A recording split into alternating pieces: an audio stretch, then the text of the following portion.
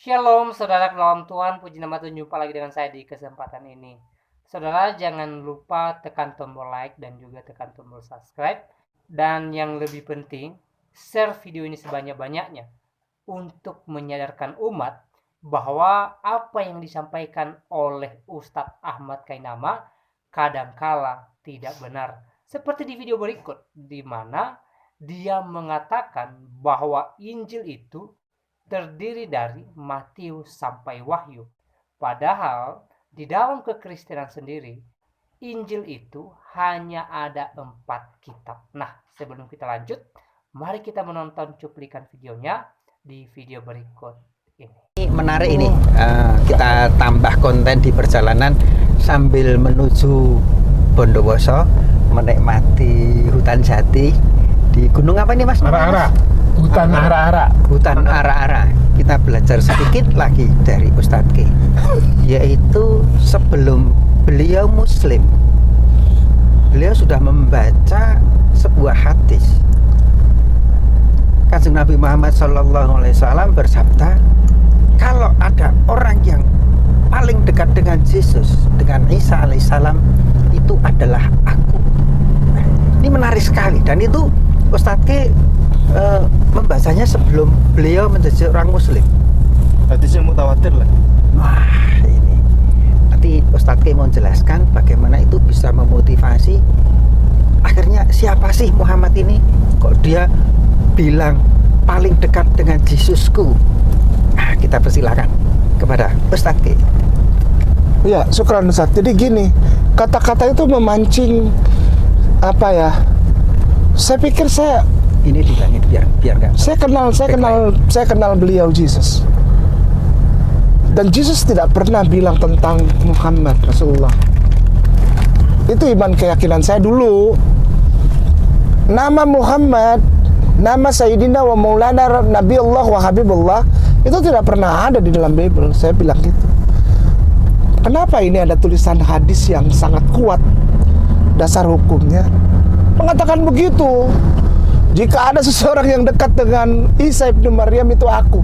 Bagaimana mungkin, saya bilang. Perbedaannya tuh 632 tahun.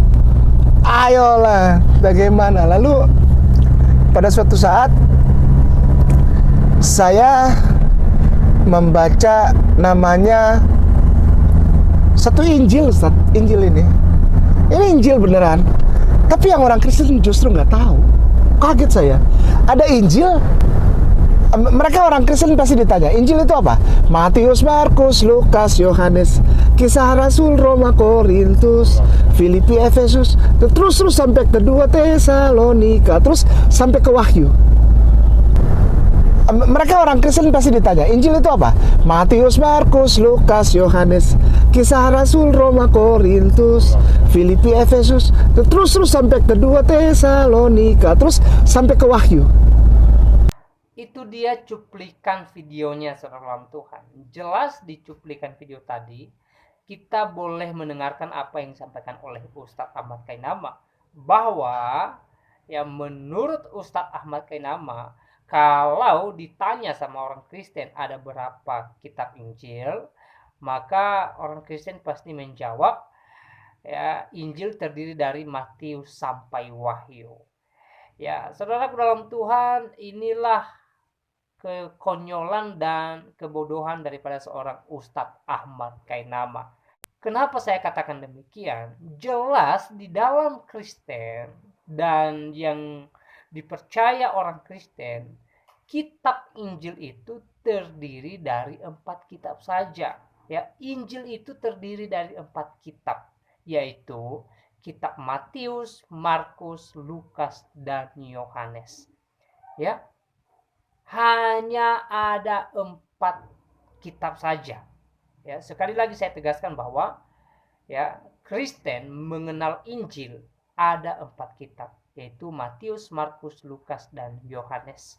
Ya, bukan dari Matius sampai Wahyu seperti yang disampaikan oleh Ustadz Ahmad Kainama di cuplikan video tadi.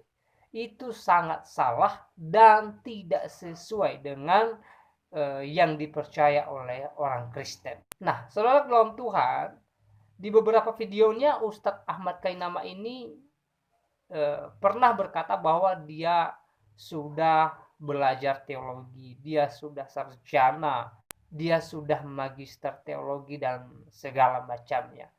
Ya, padahal dari sini kita boleh melihat, ya, kita boleh mengetahui bahwa ya Ustadz Ahmad Kainama ini ya, sepertinya belum belajar teologi. Kalau orang yang sudah belajar teologi, ya pasti mengetahui hal-hal semacam ini.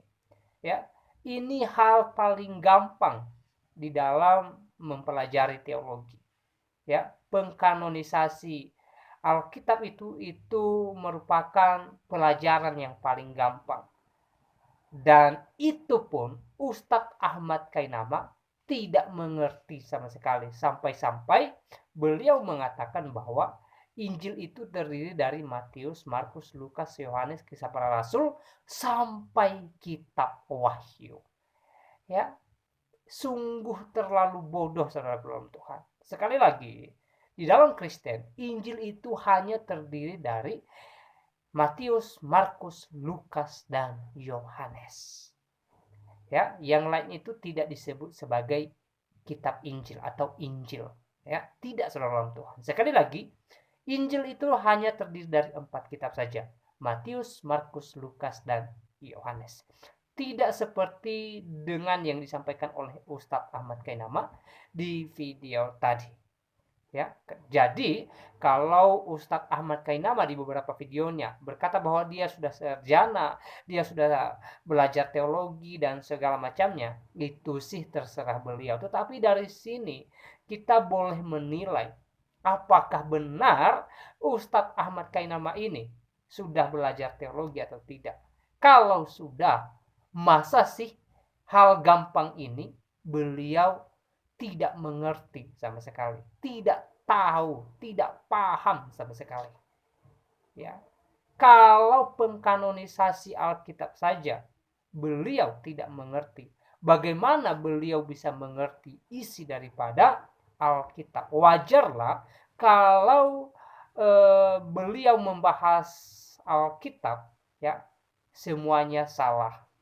Ya, beliau selalu mempertahankan bahwa nabinya ada di dalam Alkitab. Itu pun ya, tidak terbukti dan tidak bisa dia buktikan. Ya, beliau di beberapa video saya sebelum ini juga mengatakan bahwa Yesus menikah. Itu pun salah. Ya, kalau saudara lihat video saya sebelumnya juga, saya membahas video beliau di mana dalam video itu beliau mengatakan bahwa Yesus gila. Itu pun salah semua saudara dalam Tuhan. Ya, wajarlah kalau dia salah mengartikan isi daripada Alkitab. Karena beliau tidak paham sama sekali tentang Alkitab. Jangankan paham isinya, ya, paham covernya aja tidak. Ya, pembagian atau pengkanonisasi Alkitab saja beliau tidak mengerti sama sekali.